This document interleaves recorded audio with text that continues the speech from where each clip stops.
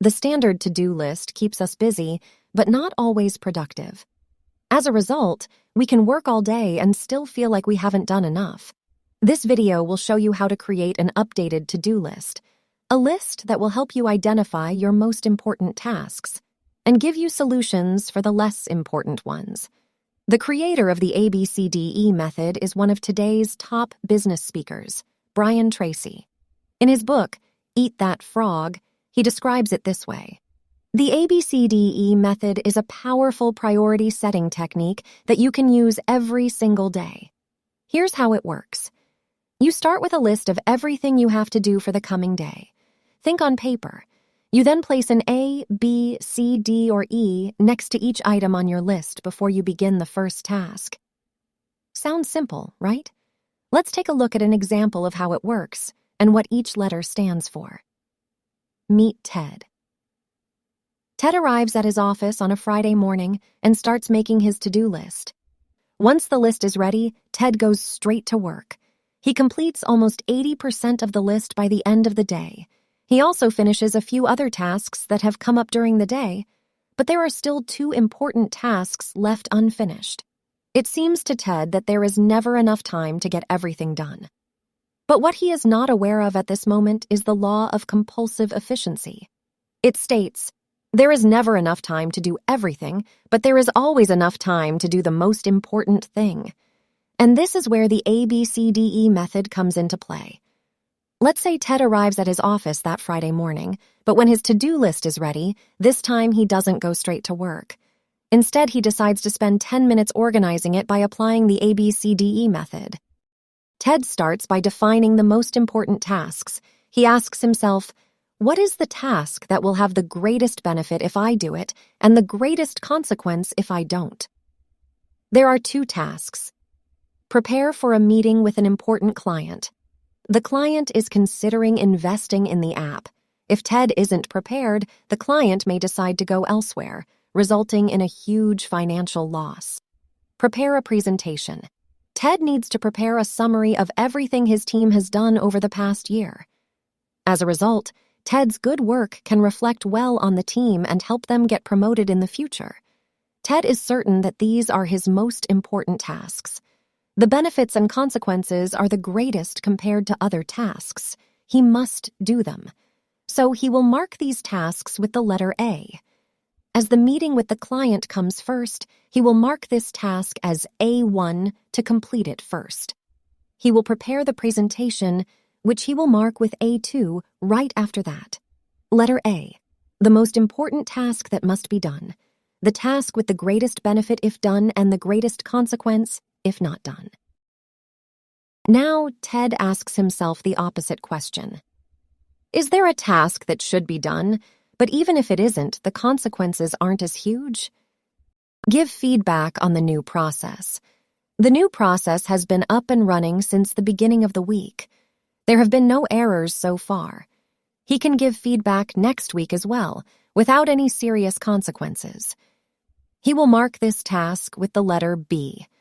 Letter B, task that should be done, with mild consequences if not. All right, with that, the first part of the method is done. Ted has identified the most important tasks that he will do first, A tasks, and the less important tasks that he will do later, B tasks. The remaining 3 letters will help him free up some time to actually do these tasks. His next question is there any task on my list that is not work-related and does not affect my work goals? He immediately identifies 3 personal tasks. Buy a new SIM card, call a friend, read the daily news. He marks these tasks with the letter C and assigns numbers to clarify the order in which they should be done. He will read the daily news on the train home, C1, and buy a SIM card in the shop outside his building, C2. After dinner, he will call a friend, C3. As we can see, Ted shifts C tasks to after work. This way, he gets the work done as quickly and efficiently as possible during the working hours. Letter C, task that does not affect your work or goal. To free up time for his most important tasks, Ted asks himself the next question. Is there a task that someone else can do instead of me, as good as I can or even better? There are 2 tasks. Have a welcome meeting with the new employee. His personal contribution is not necessary because everyone on the team can do it as good as he can. That is why he decides to delegate this task. Write step-by-step guidelines for the new process. Everyone can write a short set of instructions for the new process because everyone has used it. He decides to delegate this task to someone else as well.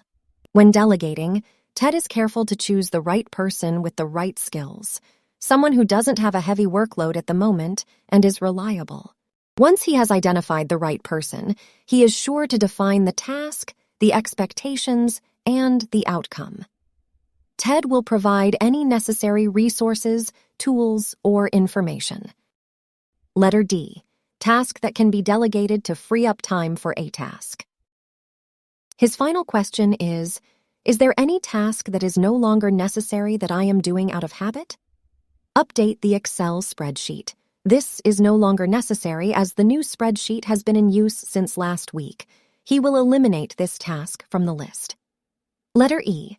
Task that needs to be eliminated to free up time for the A task. Once finished, Ted will check that everything makes sense. If everything looks good, he will take out a new piece of paper. He will now write the tasks in alphabetical order. Since there are several tasks with the same letter, the numbers will show the order in which he will do those tasks. Finally, his new list looks like this. Then Ted will start to work. He will first do his A tasks in the order in which he has arranged them, and only then move on to his B tasks. Similarly, he will not start C tasks until A and B tasks have been completed. If a new task comes up during the day, he will first add it to his list and assign the letter next to it. This will ensure that he is in full control of his time and work. New Ted spent only 10 minutes prioritizing his list. The benefits are huge because the Abcde method moves the most important tasks to the top of the list. He is able to start his day with the tasks he usually puts off. By adding everything new to his list in the same way, he maintains control of his day. As we can see, applying the Abcde method to a regular to-do list can give you complete control over your work. It can also ensure that you're not only busy, but also productive.